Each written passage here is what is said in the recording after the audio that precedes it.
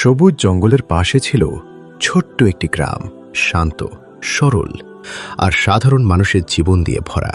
সেই গ্রামেই বাস করত একজন সৎ কাঠুরে। এই গ্রামের সবাই একজন গরিব কাঠুরেকে অনেক ভালোবাসত, কারণ সে ছিল সৎ, শান্ত আর আল্লাভীরু। কিন্তু তার নিজের বড় ভাই শুধু টাকার কারণেই তাকে ছোট মনে করত।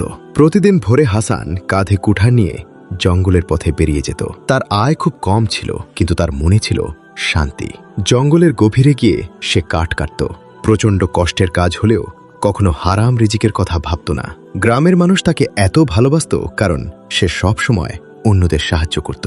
গ্রামের বৃদ্ধ থেকে শুরু করে ছোট শিশুরাও সবাই হাসানকে সম্মান করত।